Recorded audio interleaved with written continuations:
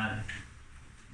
Y dentro de los signos vitales teníamos 6 y ya, de hecho, que vayan pasado ya tienen que dominar. Presión arterial, pulso, hemos avanzado, temperatura ya tenemos el conocimiento del termómetro, frecuencia cardíaca lo vamos a ver en corazón, frecuencia respiratoria lo vamos a ver en respiratorio, solo tienen que ir y conocer cómo se cuenta la frecuencia cardíaca. Agarran el fonendoscopio, ponen al corazón y en el momento en que evalúan el corazón en 15 minutitos controlan cuánto hay y por cuánto, ¿no? Y es similar al pulso. Y la respiratoria, mientras vayan analizando tu cuenta en un minuto cuántas respiraciones ha tenido el paciente. No es necesario ponerle la mano ahí, ¿no? Porque muchos de ellos se molestan y van a poner un minuto la mano ahí. Entonces te das que contar sin que se dé cuenta el paciente. Y por último, la saturación de oxígeno. Yo creo que todos sabemos que después del coronavirus lo que es el oxímetro de pulso. Se determina eso, pulso y saturación netamente de oxígeno. Nada más, ¿no? Y lo que nos interesa es la saturación, que debería estar arriba de los 90% por lo menos en Sur. En otras ciudades, 92, 93, 94 hacia arriba del nivel del mar. Y la temperatura, tal vez solamente es necesario conocer el termómetro, es necesario la fisiopatología y el valor normal que ustedes habían en la anterior vez, que era, vamos a ir por ese lado, ¿no? Esos son los valores, ¿no? Arriba de eso es normal, arriba de eso de 37.3 sería ya, hasta 37.9, ya hablamos de lo que corresponde a febrícula. Abajo de esto será hipotermia. Y arriba de 38 grados o más, grados centígrados, será pues fiebre. De momento, eso es lo que tenemos que manejar de concepto. Saben que varía, ¿no? De libro a libro varía. De legión a legión, por ejemplo, de la legión rectal suele ser más elevada la temperatura, 0,6 centímetros.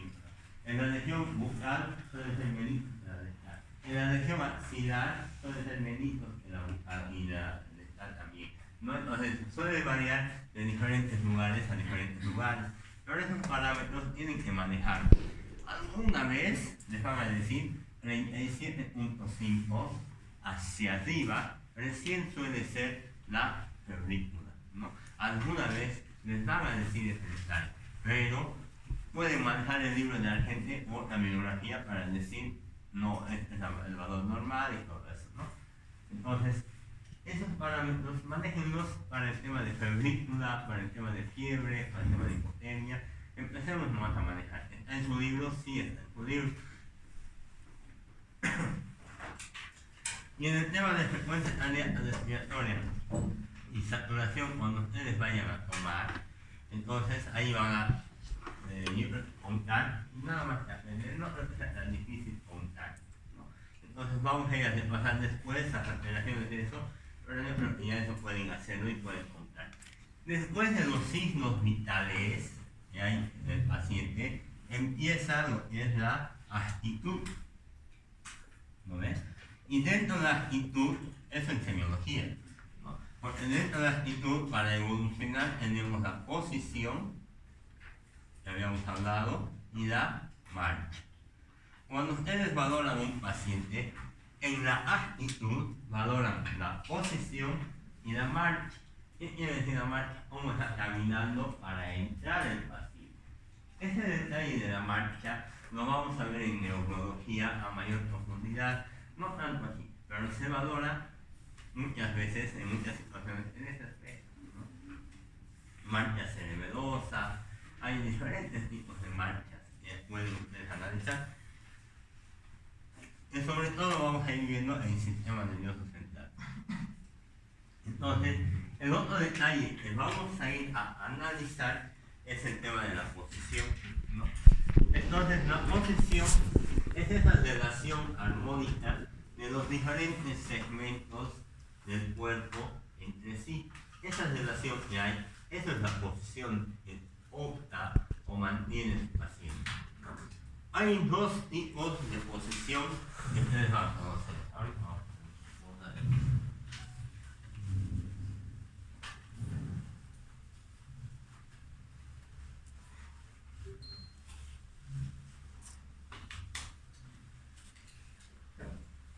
Entonces hay dos tipos de posición, ¿no? Vamos a olvidar lo que es la actitud. Hay dos tipos de análisis variando. ¿Qué otro curso? O de arriba. Ya, igual. Entonces hay dos tipos de posición. Una es la compuesta. Vamos a hablar de posición del paciente. Uno es la compuesta. Y otro, y hablamos de diferentes tipos de posiciones, ¿no? Compuesta es esta generalmente una actitud o posición normal en hiperestación. También podemos hablar de la posición de descanso, la posición de firme y demás, ¿no? Pero hay diferentes posiciones.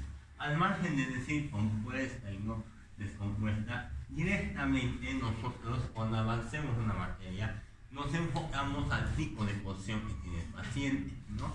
Cuando hagamos la historia clínica, tipo de posición. Cuando hagamos la evolución, que ustedes van a ir haciendo mañana, tipo de posición. Ejemplo, ¿en qué posición está su compañera? Está en posición sentada, o sedente, o holder. Entonces lo que ustedes tienen que hacer es anotar la posición en la cual se encuentra su paciente. Ya sea en consultorio externo o en internación, con más razón en internación, ¿no? Entonces, esa posición puede ser activa o puede ser pasiva. Vamos a ir hacia ese lado, ¿no? Puede ser activa o puede ser pasiva, ¿no? Activa o puede ser pasiva. Cuando yo le digo a su compañera, levántate, ahora toma asiento de nuevo. Ella está cambiando de posición. Y no es necesario que yo le diga movete, levantarte, cambiar de posición para que ella se movilice. Entonces a eso llamamos una posición activa, ¿no? Cuando el paciente se puede movilizar por sí solo, ¿no? Se puede mover, él puede cambiar de un lado al otro lado la posición, ¿no? Entonces a eso llamamos una posición activa. Posición pasiva es el paciente que no puede moverse, ¿no? Tienes que agarrar tú y moverle la pierna, el brazo, la cabeza. Ahí tenemos los pacientes que están con pseudoanalgesia en estado de coma, por ejemplo, los estados vegetativos persistentes, ¿no? Esos signos de enclaustamiento. Ahí tenemos el paciente. No se mueven, ¿no? Pueden bostezar, pueden lagrimear, pero no movilizan nada, ¿no?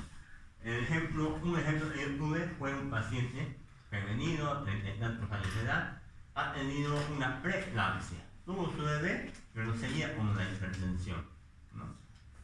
Al momento de tener esa crisis hipertensiva, hizo un ACV hemorrágico. Lo llevaron a terapia intensiva, un edema cerebral, tuvieron que sacar el cráneo, ¿no? O sea, el hueso del cráneo. Eso es una descompresión, ¿no? Una cirugía de descompresión de todo el cráneo, porque el cerebro se estaba edematizando, ¿no? No se dice hinchando, digamos, ¿no? Se está edematizando. Están viendo los videos de les envío, no estarán solamente, no yo no les envío para que me sigan ni nada. Yo les envío con la afán de enseñarles y de ahí les voy a preguntar para el examen, por si acaso. Y los que no hagan el vocabulario, o si el 50% de ustedes no hace su vocabulario y no aprende bien, vamos a tener que hacer videos, igual como están haciendo, les he mandado. Ir a preguntar a cada uno de los compañeros, no se dice no se dice hinchazón, se dice edema, o sea, usar los términos médicos, ¿no? Y vayan a preguntar a todos de medicina y cada uno va a tener, en vez de su vocabulario, eso.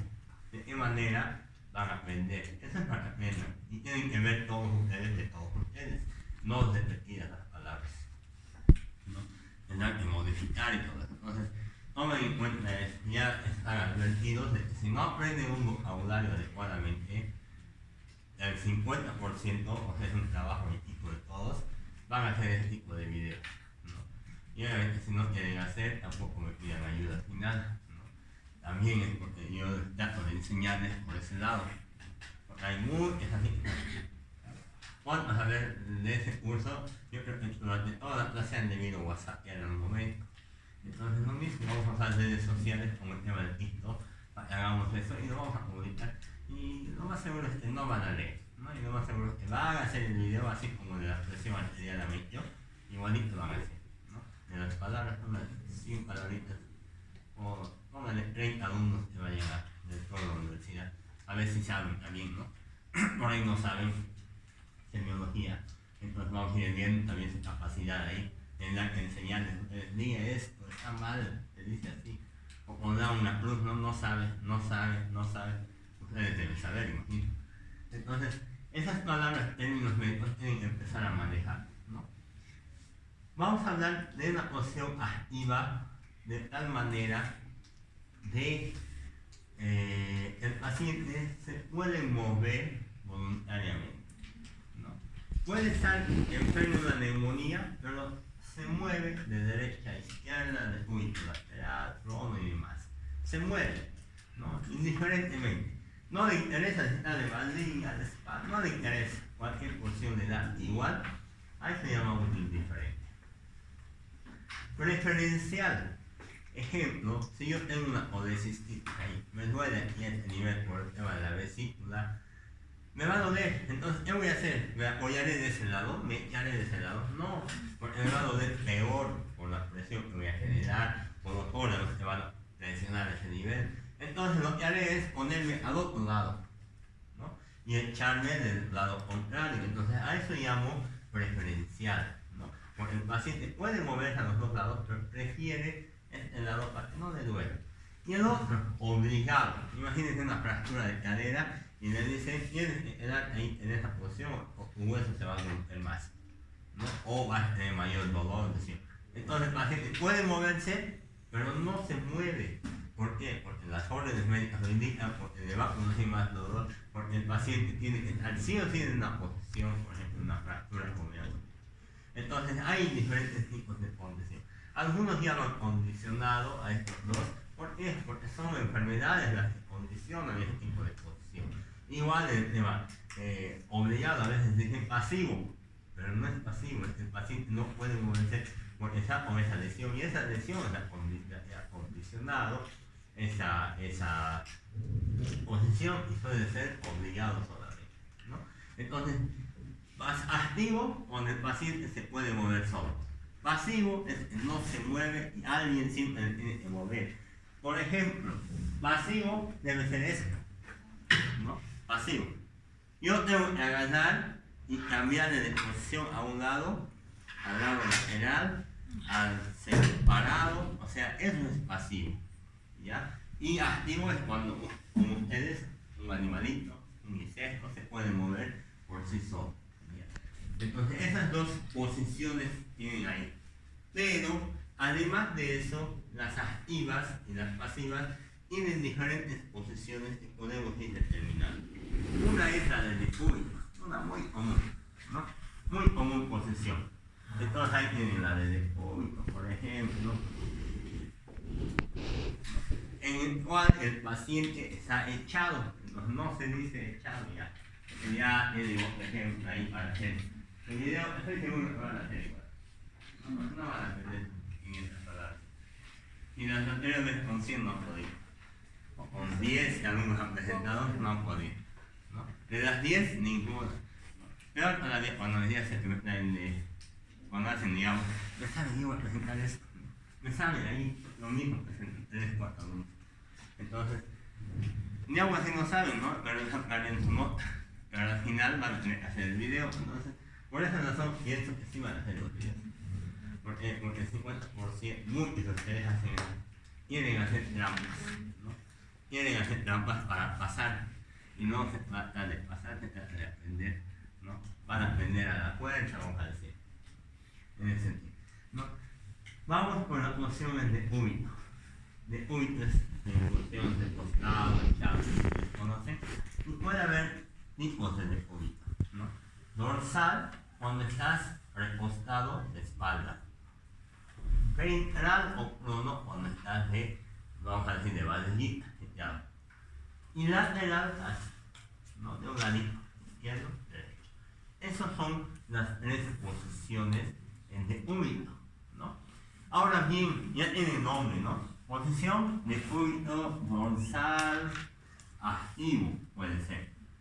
Cuando ustedes hablen en el paciente, tienen que hablarle de todo esto completo, ¿no? Hace un momento en otro curso hacíamos esto y me decían, ¿qué posición está ese paciente? Lateral. No se dice así, se dice posición decúbito lateral, y eso además tiene un nombre, izquierdo, ¿no? Izquierdo, porque es el lado izquierdo el que está ahí afectado o echado de ese lado. Entonces tienen que mencionar todo. Me ponen solo lateral o me ponen solo decúbito, no vale, está cero su examen, ¿no? Tienen que poner todas las palabras completas en ese paciente. ¿Por qué? Porque cuando vayan a hacer la historia clínica es lo mismo, ¿no? Ahora bien, ustedes, para eso es fácil, ¿no? Parece una afiliación. ¿Cómo no voy a poder esto? Facilito, ¿no? Igual en la afiliación puedo hacer edad, 45, nombre, Juan Pérez, o sea, fácil, ¿no? Hacer esto igualito es fácil, pero ustedes tienen que tener el conocimiento de las diferentes posiciones, en quiénes se presentan esas posiciones. De úbito dorsal, las características van a ser esas, ¿no? Descenso de la mandíbula, semiapertura de la boca, posesión del canal dorsal, el tema de la orofaringe y demás. Todo esto, estos dos, perdón, predisponen a que haya microaspiraciones al tracto respiratorio. O sea, de la parte intestinal, de la boca y demás, puedes aspirar a tu vía respiratoria, y eso te va a predisponer a que haya una probable neumonía. ¿Quiénes se mantienen así echaditos? Los abuelitos, ¿no? Ha echado toda la noche, ha dormido feliz, el día más echado, pero tú no sabes que esa posición así, el decúbito dorsal, predispone a que haya microaspiraciones y puede tener, y por eso los abuelitos tienen un factor de riesgo para tener neumonía, por ejemplo. Se enferman con neumonía los abuelitos. Por esa razón, no están modificándose, y peor todavía, ellos no manejan muy bien las expresiones, peor todavía, ¿no? Entonces llega a ser factores de riesgo. Algo esta mañana le preguntaron a una interna, y esa es una anécdota, ¿no? Una abuelita de 93 años llega y te dice 3 días de internación, ¿no? 3 días, perfecto, pero te dije, tiene una escara. La escara es como una herida en la región sacra, ¿no? Una úlcera más o menos ahí. Y le digo, pero ¿cómo parecido? ¿Qué grado es? Grado 3, pero grado 3 ya está llegando casi hasta adentro, casi hasta el hueso, vamos a decir. Entonces le digo, pero no, eso no se echa ahorita. Sí, pero recién revisado, recién visto. Y esa parte de recién revisado tenía que hacerlo al hacer la historia clínica. No tenía que haberlo hecho ahora. ¿Qué ha pasado? Que ahora ha notado recién que tiene una escara, y recién, y la familia, ¿qué puede hacer? Es decir, no, eso no tenía, se ha hecho aquí seguramente, y denunciar a la institución y al médico tratante.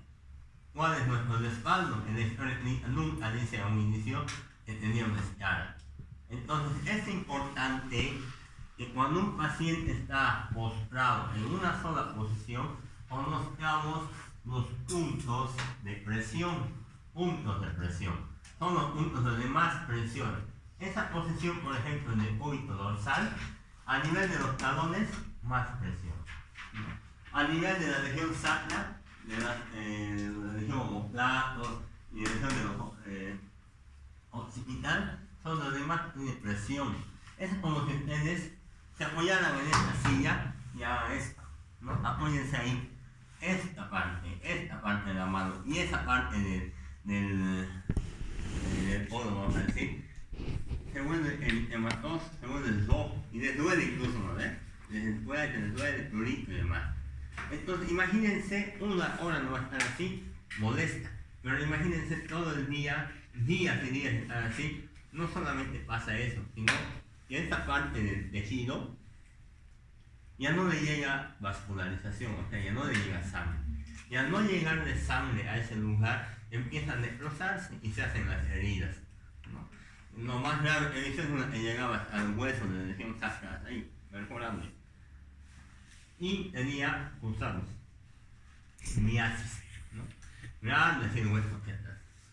Y por ahí los gusanos ya, o sea, ya eso es curarlo y todo eso, traer un porcioncito de agua para que no le haga ese tipo de escaras, movilizarle a un lado, moverle al otro lado, o sea, eso se encarga de hacer el interno ahí. Y si aparece una escara en un hospital, esto es culpa del interno, sí o sí, porque el interno debería movilizarle, moverle, es su trabajo, ¿no? Él está 24 horas o 12 horas cuando está ahí con el paciente. Entonces, esos detalles hay que conocer en este tipo de pacientes, en este tipo de posiciones, no solamente ahí, sino de cúbito crono, ¿no? Que es la siguiente posición. Esta posición es de cúbito crono muy utilizada en lo que es terapia intensiva durante el coronavirus. La manteníamos así al paciente, o lo manteníamos así, intubado. ¿Cuál era la razón? Mejorar la respiración, la capacidad pulmonar y demás.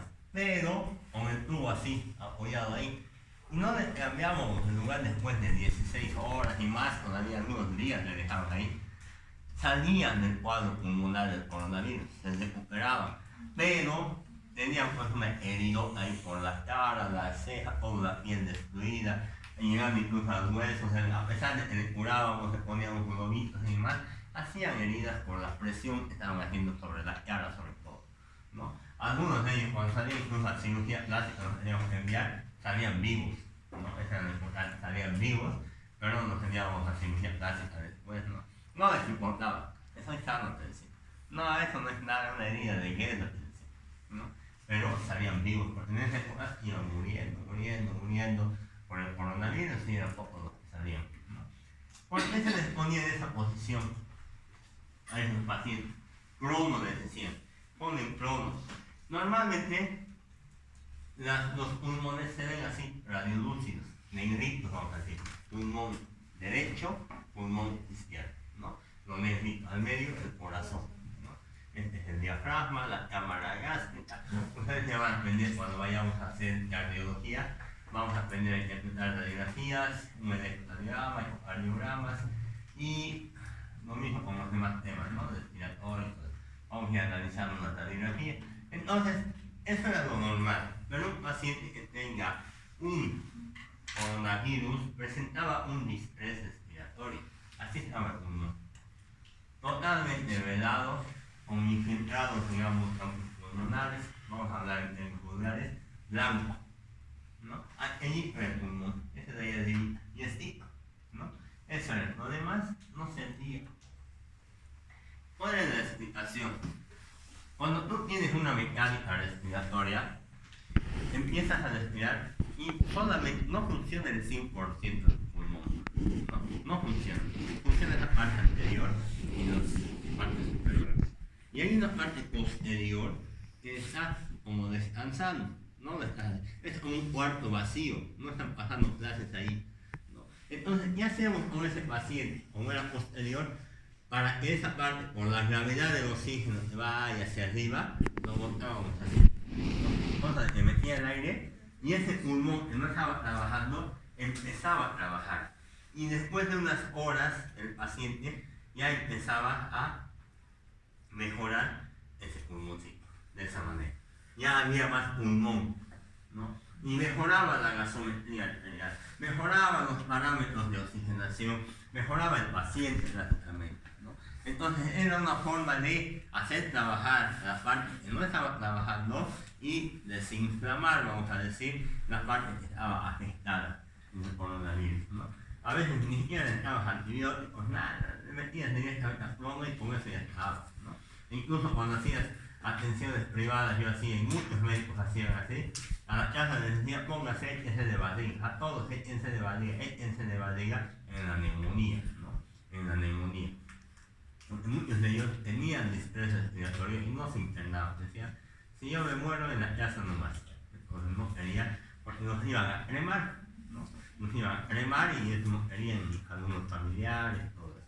Entonces, muchos aspectos ético, moral que ha jugado ahí en este tema del coronavirus, pero era para exponer en esa función de cúbitos, ¿no? Uno de los ejemplos era el coronavirus COVID-19. Tenemos al decúbito lateral.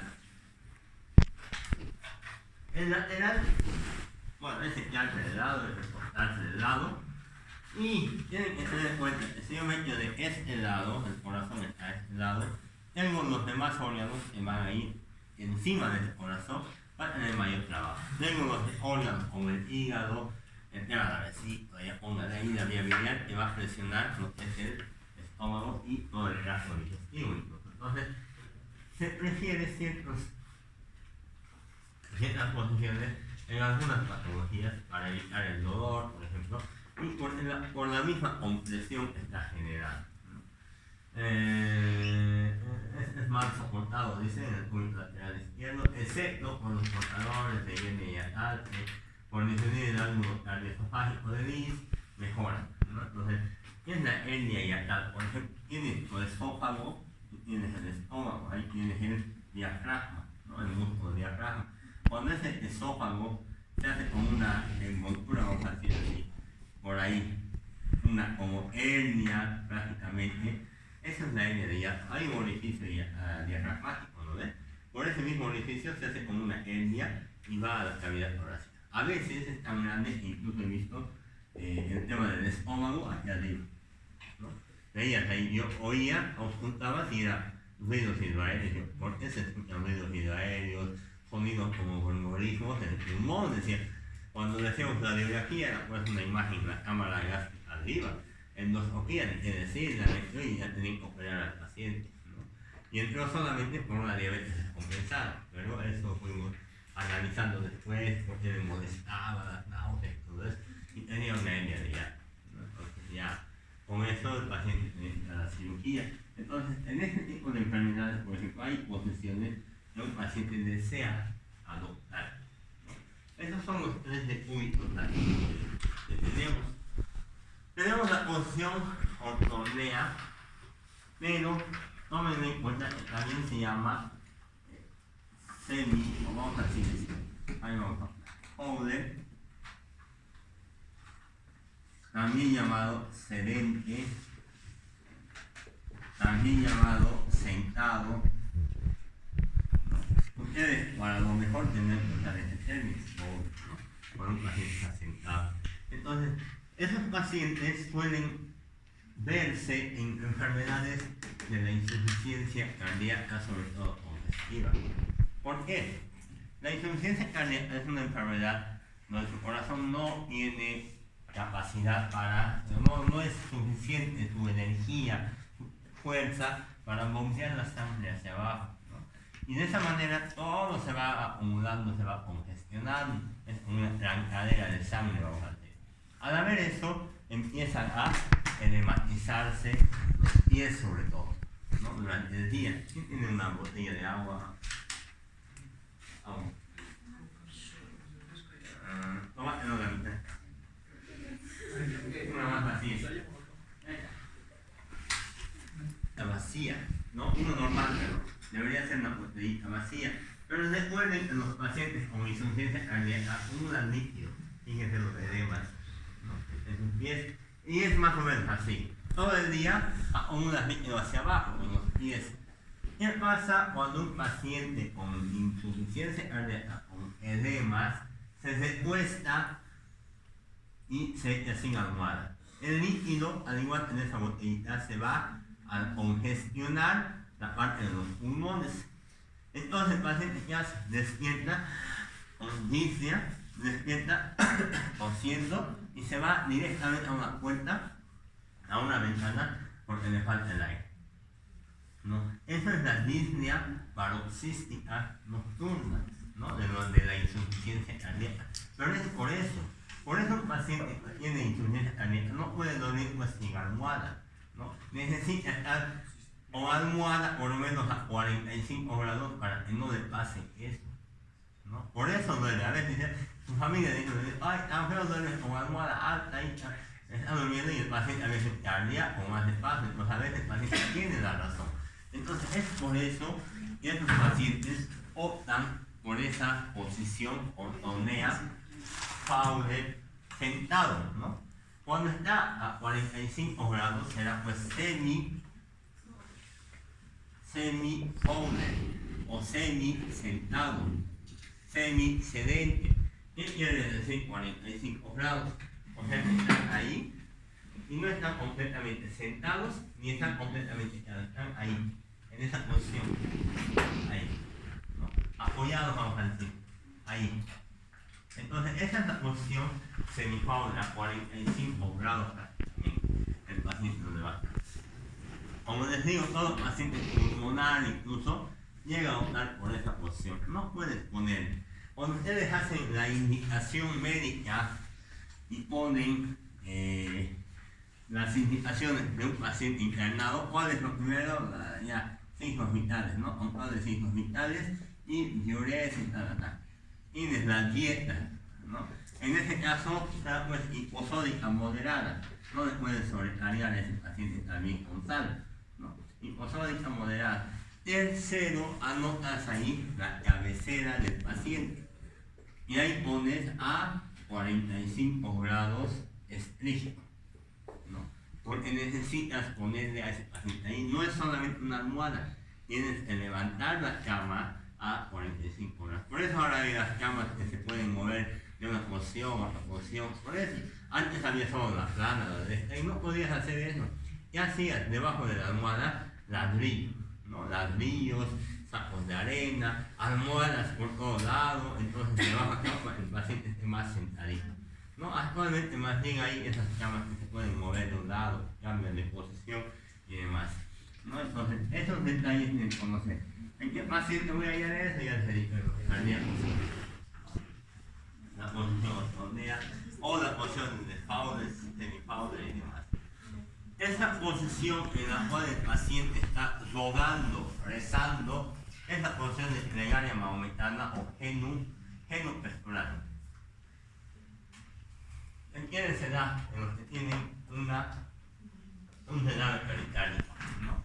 Derrame pericárdico. Recuerden que hay una capa que envuelve todo lo que es el corazón, llamada pericardio. Y ese pericardio normalmente debería ser así finito, lámina nomás, ¿no? Ni siquiera líquido ya dentro, solo para permeabilizar, para que haga la fricción nada más, ¿no? Entonces, para eso no debería haber, porque el corazón está moviéndose, entonces necesitas que esto, la capa visceral y la parietal empiecen también a tener esa fricción.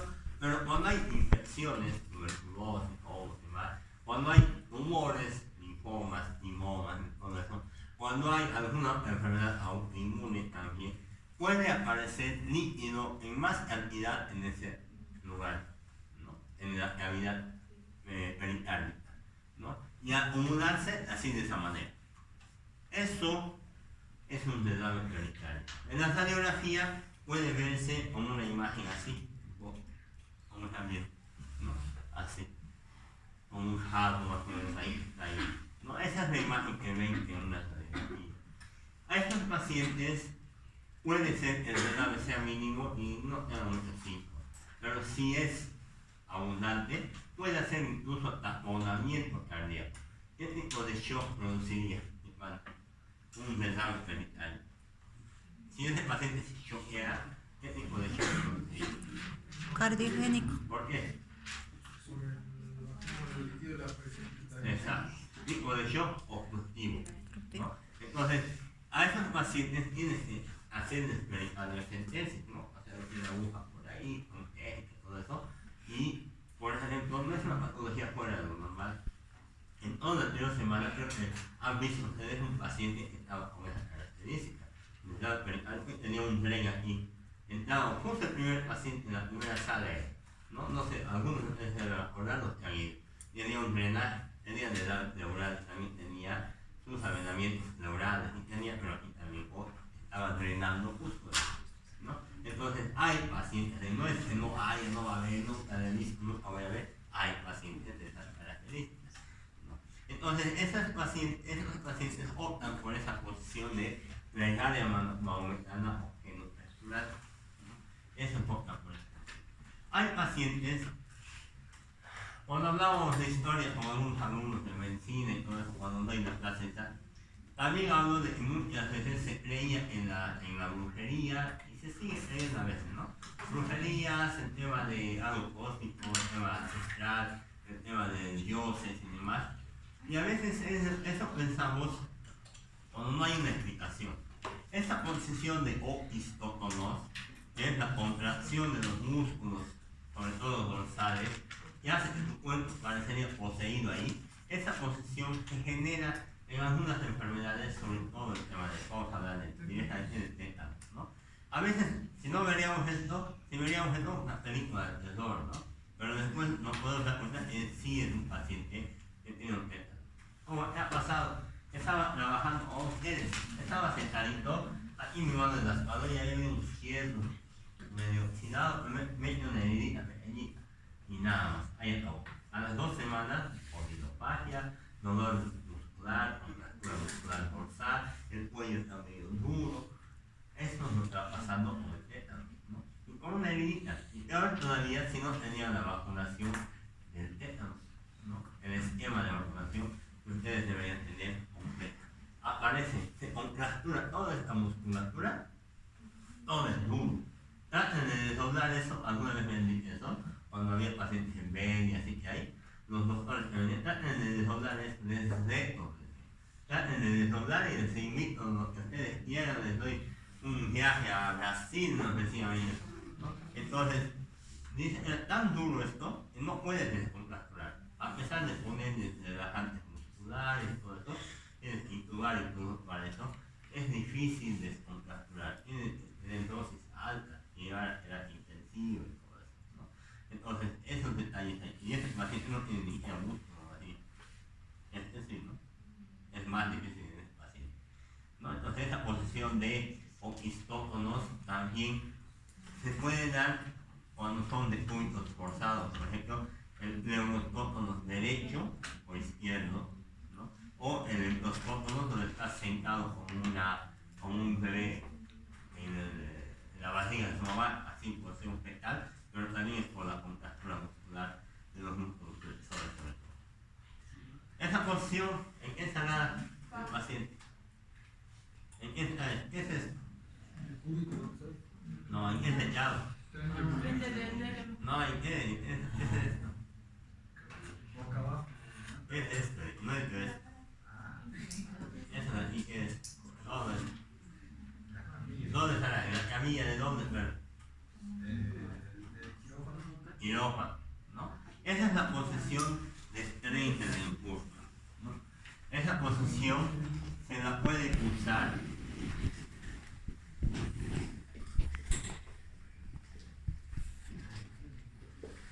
cuando necesitas descomprimir la parte abdominal baja, por ejemplo, ¿no? Se la usa en ese sentido. Ejemplo, uno de los ejemplos, a ver, una cirugía de tumores renales, donde necesitas poner en esa posición para ingresar y no hay una compresión tanto de la vasculatura como del mismo riñón por parte de los órganos de arriba, ¿no? Necesitas poner en esa posición, ¿no? Y de esa manera un urólogo llega a operar con mayor facilidad. Eso les digo porque la última vez que vi ese tipo de posición fue en cirugía netamente en un paciente operado por un feocromocitoma, ustedes ya saben qué es eso, ¿eh? Feocromocitoma, tumor liberador de catecolaminas, causante de hipertensión arterial secundaria, ¿no? Han leído eso en su libro, les he preguntado y voy a contar en el estado. Entonces, ese tumor feocromocitoma, si el paciente estaba más lateralizado, estaba en esa posición, tren del impulso. ¿Cuál era el detalle? Veías la cara del paciente, entró pues así, delgadita, platita. Pero cuando estabas en la cirugía, 1 hora después, les revisas la cara y era edematizada, ¿no? Así hinchada, completamente la cara, ¿no? Ese es el tema de esa posición. Pero sobre todo usado más que todo en cirugías de tipo de pacientes. Una posición conocida por todos, ¿no? Paciente se va a hacer Papá Nicolau paciente está embarazada y empieza el trabajo de parto, la paciente tiene que tiene una secreción vaginal, tiene que ir al médico, tiene un sangrado menstrual importante, tiene que ir al médico, y muchas veces tiene que ir a ver esta posición, ¿no? Esa posición ginecológica en la cual vemos a la paciente femenino. Entonces ahí podemos analizar de mejor manera todo el sistema genital y el canal vaginal. Eso lo van a ver en ginecología muy frecuentemente, ¿no? La posición ginecológica. A veces te dicen cirujano o el ginecólogo, pónganlo en posición ginecológica y no saben a veces ni qué es posición ginecológica. Esa es la posición ginecológica. Esa posición en la cual el paciente está recostado del lado izquierdo, con el brazo extendido hacia atrás, tiene la extensión, pero la flexión de la pierna y del muslo sobre la pierna, lado del derecho, y el otro recto en extensión. Esa es la posición de sim. ¿Para qué se usa esto? No, el electrocardiograma es el de punto dorsal. Para sacar líquido raquídeo. Ya puede ser una, pero no necesita seleccionar esto. Para tener una reglamentación para los primeros auxilios, ¿no? Por ejemplo, justo la paciente que le ha tocado a uno de los compañeros del otro grupo que está yendo toda la semana, es un paciente con hemorroides. Y mañana tiene que hacer tacto rectal. Esa es la posición de SIM para realizar el tacto rectal, ¿no? Y a veces veía que no era verdad, ¿no? No sé si me voy a grabar o no a su compañera, pero va a ser el tacto rectal. Mañana va a ser. Era o no, por eso dije, córtese la uña, no hay uñitas finitas, nada de eso. Me cortas la uña o al meter el guante lo vas a romper y todo tomado con ese secador, ¿no? Entonces, van a hacer, ya les dije, ustedes van a hacer muchas cosas ahí en internet. Cuando vayan a hospital, van a hacer tacto rectal, hasta tacto vaginal, incluso tal vez hagan en ginecología, ayudando. Van a hacer el tema de sondas rectales, sondas nasogástricas, sondas rectales van a poner, ¿no? Van a poner enemas, por ejemplo. Les voy a hacer todo eso. O sea, por eso les decía, a veces van y no quiero, el alumna o alumno que diga, ay no estoy viendo esas cosas, ya se ha equivocado de cadera, ¿no? Entonces, tienen que hacer. Sobre todo los que tienen mano más pequeñita. Porque también en esa posición, imagínense, hay otro paciente. Hay uno que hemos visto esta mañana y que su compañero está logrando que tenga catarsis. ¿Por qué? 7 días no hace bañito, ¿no? Entonces yo dije, el abdomen estará nada, está blandito, buenos ruidos. Y le hemos intentado dar con supositorio, algún medicamento para que haga baño y todo eso. Ya, exactamente, sí, eso no va a hacer momento, no venía más todavía. Entonces mañana, si no hace catarsis, enemigo. Y una radiografía, no habría que catarsis. Pero para poner el enema hay que hacer la potestad y ver si no hay impactación fecal, ¿no? Entonces, uno, porque si no el enema te va a servir, si no va a servir. Otro, si es un fecaloma, acumulación de heces fecales abundante, a veces el enema no funciona. Entonces lo que hay que hacer es decir, no le vas a decir, ya vamos a operar ahorita, vamos a sacar los intestinos y toda esa parte de infarto cerrado, ¿sabes? Envolvemos con chorizo y sacamos esa así grande. Lo más grande ha sido ese de sacar así, como en mochila debí sacar así. Un tumor parecía embarazado, pura heces fecales, rogando que no se rompa el intestino, ¿no? Para que no se disemine por todos lados. Pero le hemos sacado así. Entonces, ¿qué va a pasar ahí? Antes de llegar a la cirugía, harán pues extracción manual. Meten la mano y van arañando todas esas heces fecales para que vaya saliendo, ¿no? Y en un momento dado, ojalá salga todo. Y eso es la extracción manual de un fecaloma. Igual se la pone en esa posición. Obviamente el paciente lo vamos a sedar y todo eso. Pero para hacer tacto rectal, solamente se ponen un guante, tal vez dos ya si quieren por seguridad, 2 guantes, llenan de vaselina su guante y empiezan a hacer tacto rectal. ¿Cómo lo hacen? Les estoy enseñando porque lo van a hacer, mañana lo va a hacer y ya le he enseñado hoy día, mañana lo va a hacer con el interno, no va a ser conmigo. Entonces, ese tacto rectal en el esfínter anal vas haciendo de esta manera y lo tratas de dilatar dilatar, lo vas abriendo, porque si no metes de golpe lo vas a causar fisuras, y esas fisuras se va a infectar y no va a poder hacer bañitos por un tiempo largo. Entonces, traten de no lastimar. ¿Por qué dejar haciendo eso al paciente mañana? Porque tiene hemorroides, y hay que ver las hemorroides si están en horas 12, en horas 9, en horas 6, en horas 3, o están trombosadas, están duras. Pacientes que tengan hemorragia digestiva, sangrado digestivo, y que no logres ver tú las heces fecales, haces pues tacto rectal y sacas el dedo manchado con heces fecales negras. Pero para confirmar en sangre, una pruebita fácil es el agua oxigenada. Echas agua oxigenada y sale espumita. Si sale espuma como la cerveza así, es pues materia fecal con sangre, ¿no? Y eso es una hemorragia digestiva, ¿no? Entonces eso es el dedo del guante y todo eso se describe todo el procedimiento. Entonces eso es lo que hacen en un tacto de estar. Al momento de sacarse el guante no cometan ese error que han cometido el año pasado. Hagan el guante y por asco, por miedo, haganlo así, ¿no? Asco la el guante y todo el dedo manchado a bola por todos lados, ¿no? Y a su compañero justo la llegada, ¿no? Entonces esa parte de cuidado, sacarse con mucho cuidado y ir a botar a tomar. O después se irán a lavar, pues ya están compañeros preparados y aparecen. Sí. Yo le meto. Ya está. Entonces, después se van a lavar si quieren 1000 veces todo el día su dedo, su mano, todo ya, listo. Pero esa es una condición en la cual necesitamos al paciente para hacer el caso de verdad.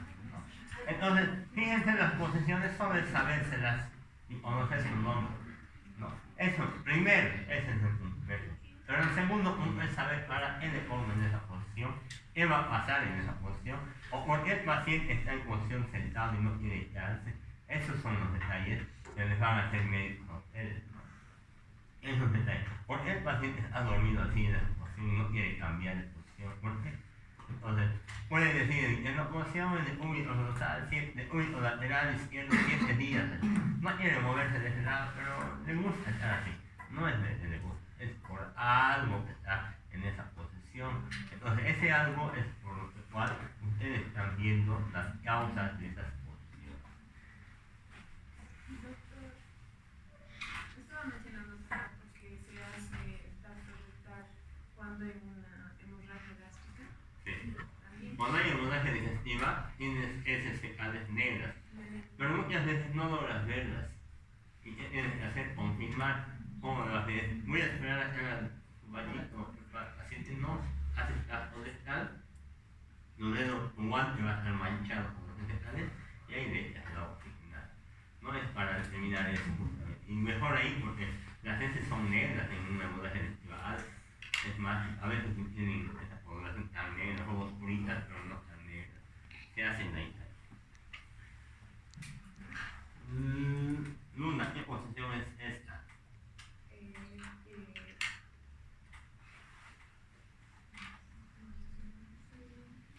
¿Qué posición es el ESMA? Suriri. Galindo. ¿Hable bien? ¿Haces o no hable bien? Neoli.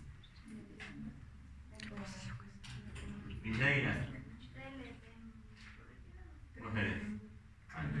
Trendelenburg. Esa es la posición de Trendelenburg. Miriam, ¿qué posición es esta?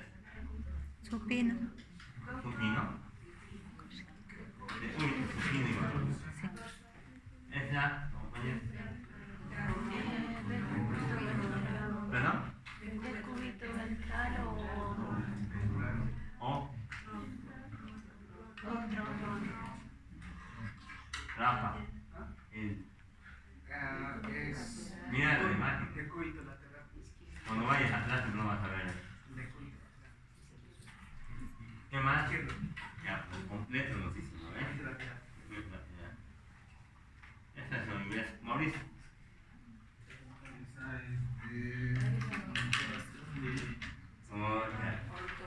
Esa es Esa pasa porque no están leyendo antes de ir atrás. esa tiene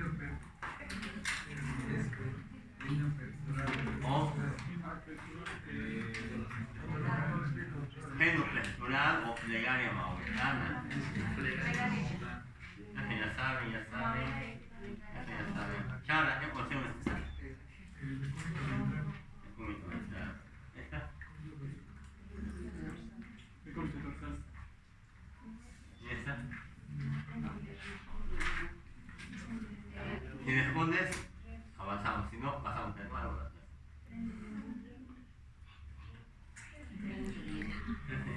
Hemos escrito esto. Ahí está escrito. Varias. Una pregunta. ¿El cráter de Lemur también puede estar con las piernas así suspendidas? Sí, dentro del Lemur hay varias variantes igual. ¿No? El tema de invertido, el tema movilizado, todo eso. Hay variantes. O sea, te pueden dar esa función igual. Todo eso se han tenido imaginar. Esa señora Roxana, ¿esta cuál era? Sí.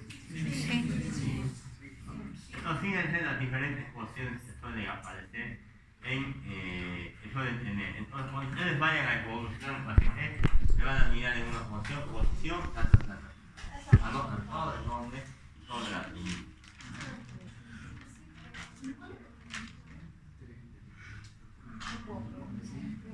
Siguiente.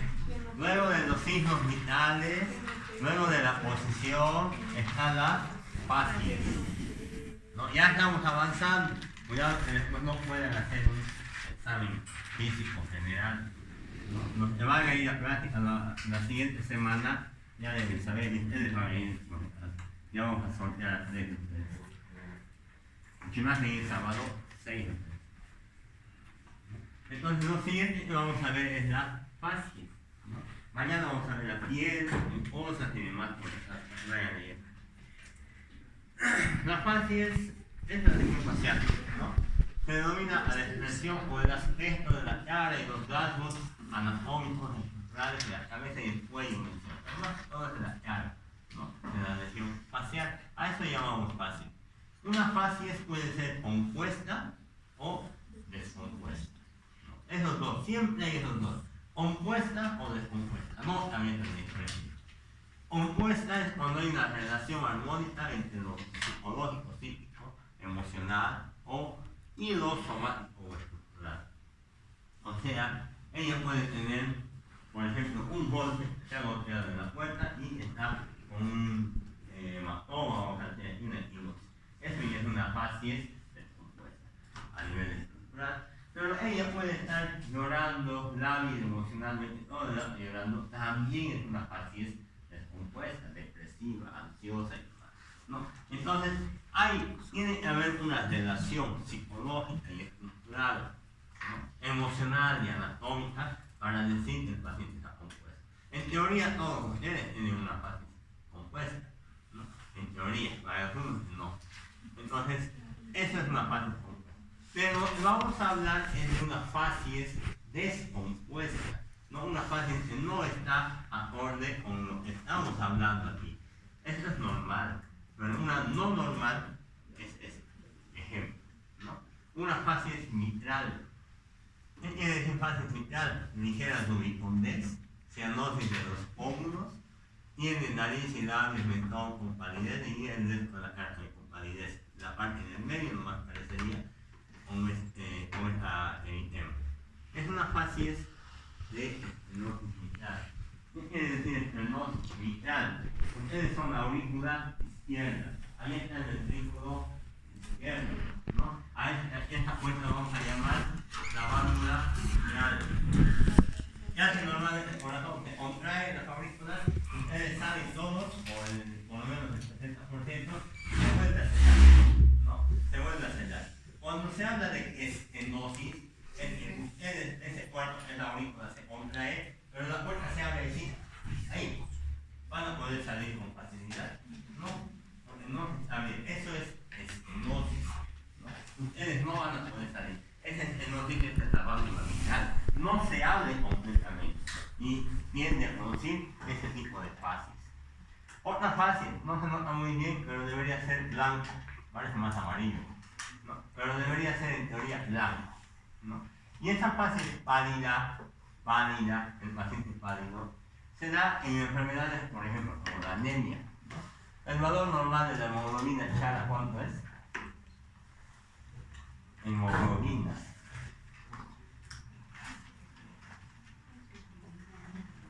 ¿Cuánto será?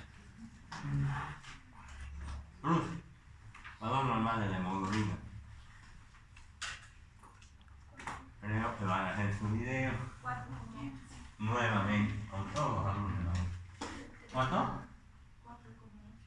¿Cuánto? Hemoglobina.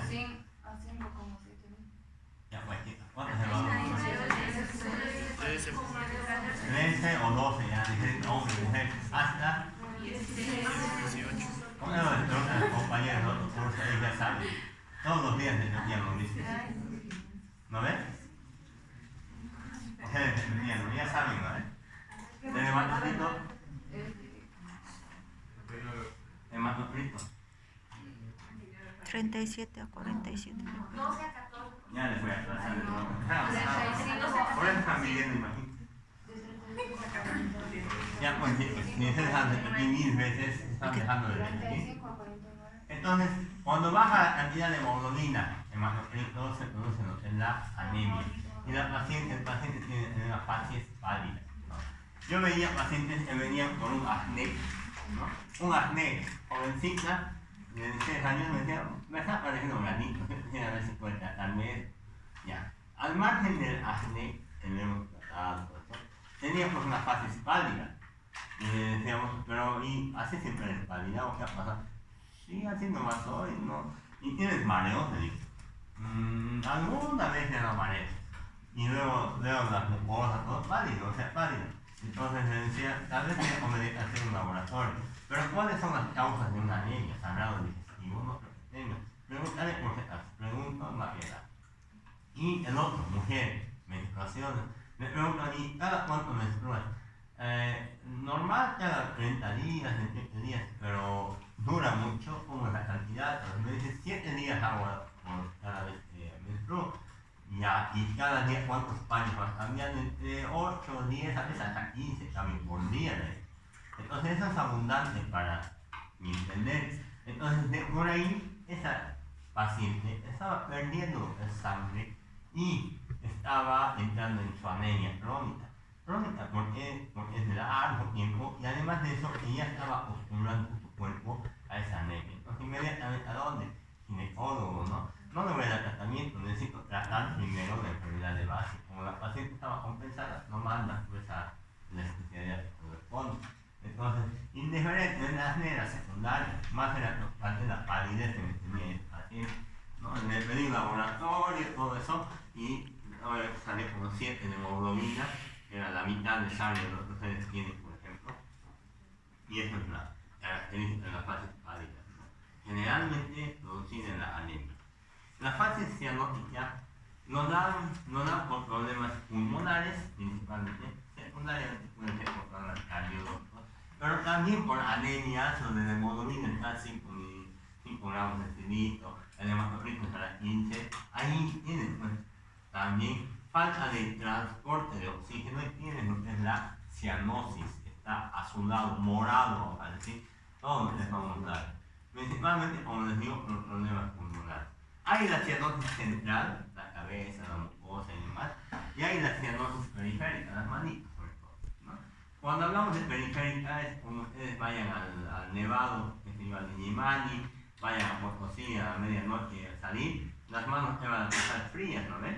Y se van a volver medio moradas y se van a dar cuenta cuando hace frío, cuando vayan por ahí, ¿no?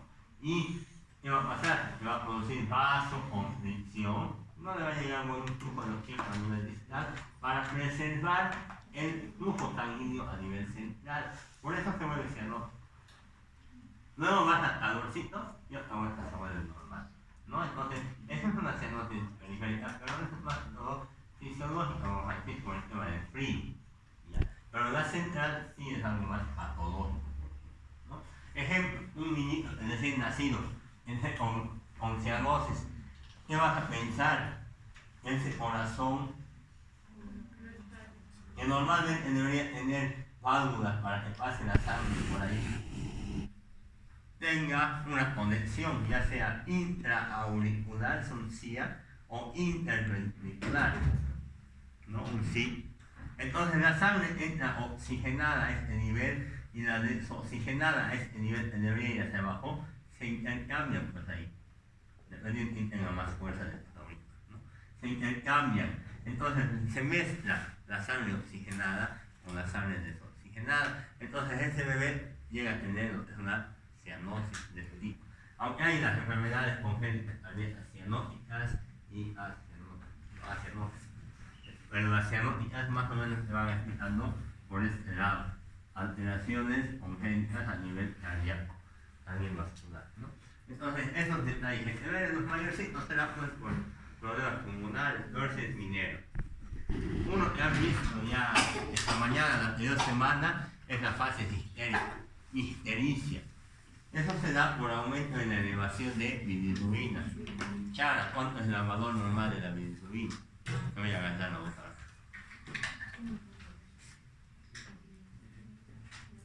Luna. Bilirrubina, valor normal.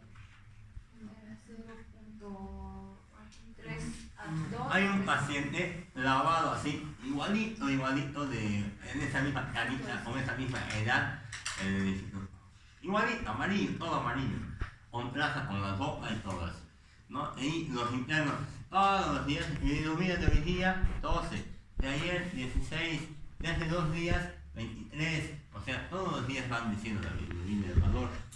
Por eso es importante que sepan esos valores, ¿no? Y cuando se eleva el valor de la bilirrubina, el valor normal vamos a decir de 1 a 1.2, 1,6 ya. Esa es la total. Esa total hay 2 tipos de bilirrubina. Es la directa 0.2 y la indirecta 0.8. ¿No? 0.8. Ya les he enseñado el metabolismo de lo que es la bilirrubina.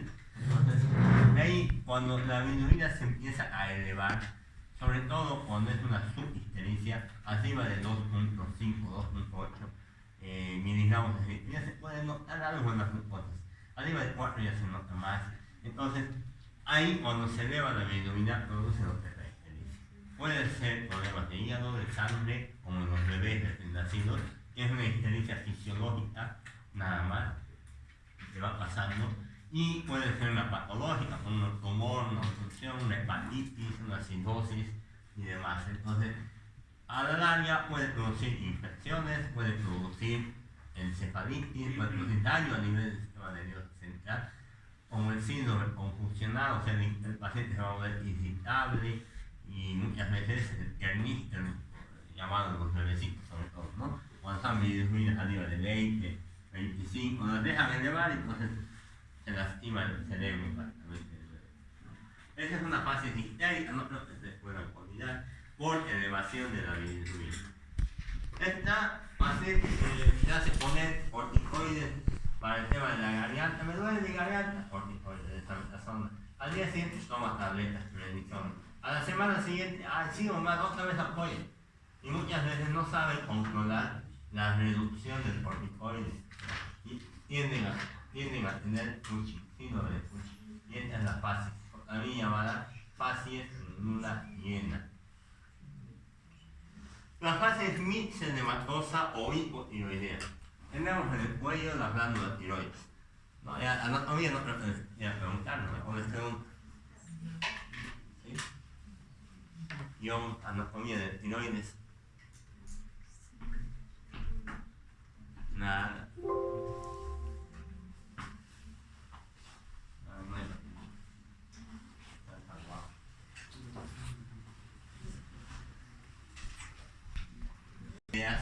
Son como una especie de combustible, vamos a decir, para su organismo, ¿no? Son el combustible para su organismo. ¿Qué quiere decir? Que si no tienes las hormonas tiroideas, tiroxina, de 4 llamamos nosotros, si no tienes esas hormonas, tu cuerpo empieza a bajar su metabolismo. ¿Qué quiere decir? Que puedes tener...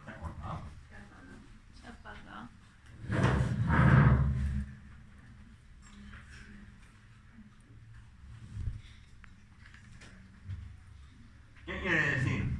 En las hormonas tiroideas, por lo general, tienden a producir un aumento en el metabolismo, o sea, mantienen el trabajo del cuerpo, es una gasolina o auto.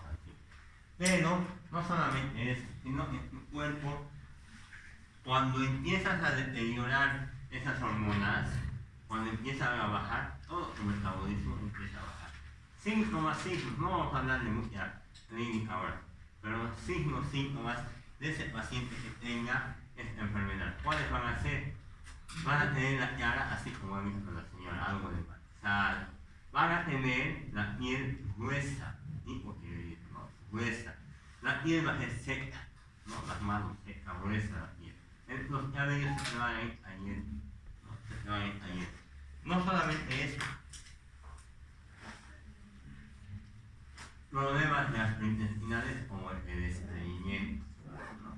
Problemas de corazón como el tema de una insuficiencia cardíaca después a dar, problemas a nivel hormonal que van a ir deduciendo también las demás hormonas, problemas a nivel de atención, vas a tener sueño, y no vas a saber por qué, estás teniendo dormir todo el tiempo, y además de eso, intolerancia a lo que es el frío, no aguantan mejor el frío, ¿no? Entonces ese tipo de pacientes, incluso hay una teoría que dice que llegan a tener sobrepeso, ¿no?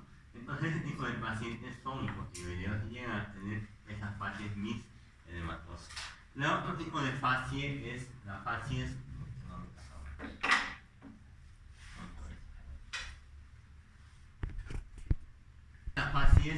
hipertiroidea, o sea, lo contrario prácticamente a lo que es la tiroides, al hipotiroidismo.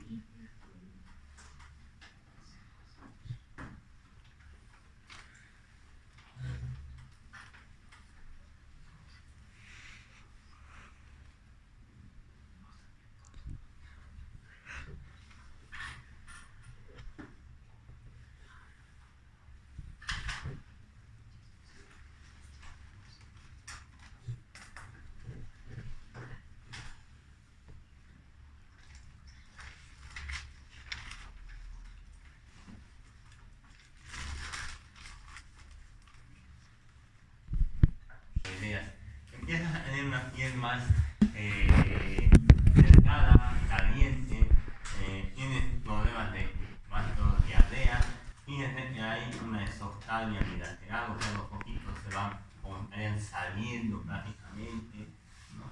Entonces, eso se da cuando las hormonas tiroideas se van a aumentar. Esos pacientes, para entiendan ustedes, cuando van a tomar cerveza con sal el fin de semana, no se duermen, no se cansan y pueden continuar 2 o 3 días.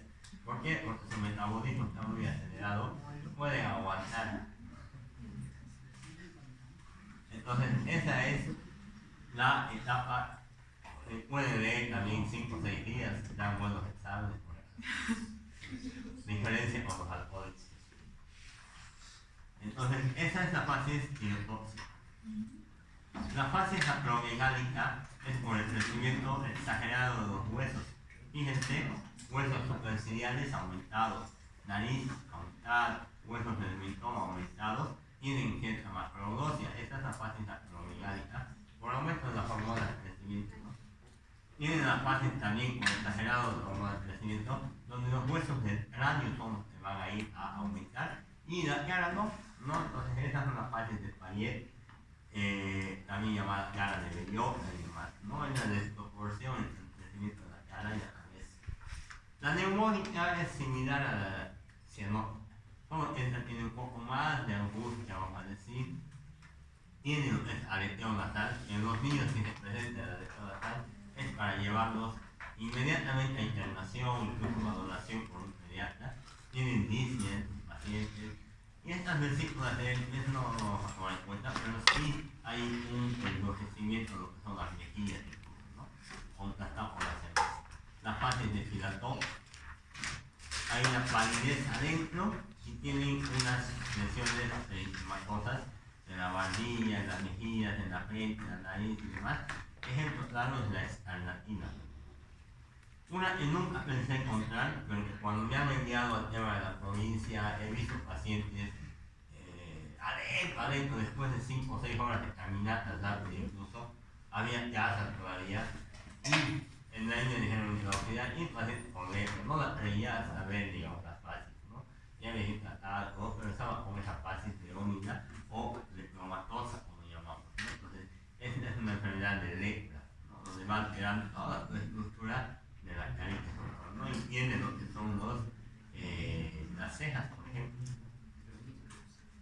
La parálisis facial, una fase es donde se afecta partes craneales, ¿no? Ya vamos a llevar eso en neurología, ¿no? El séptimo.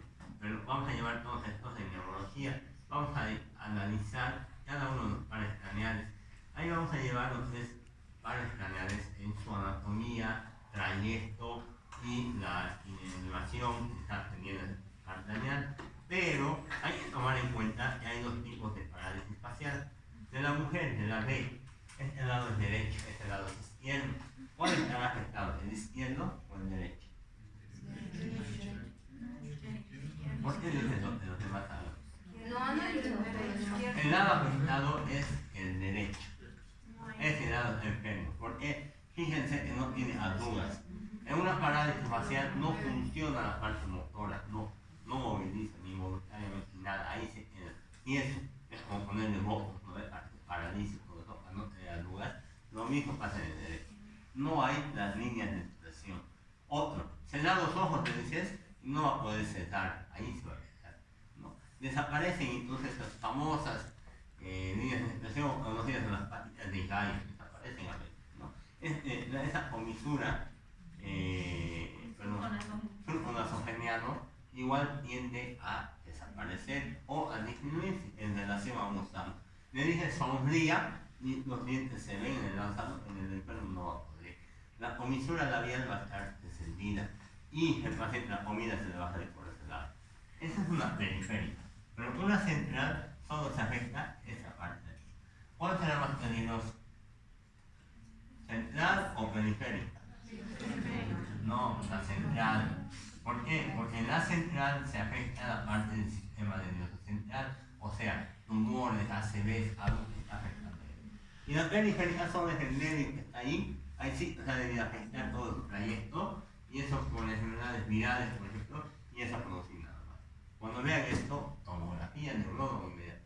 Cuando vean esto, hacemos por estrés, por infecciones, y es fisioterapia, vitaminas, corticoides en cada caso, ¿no? Vamos a avanzar más a detalle después, pero esa es una parálisis facial, y esa es una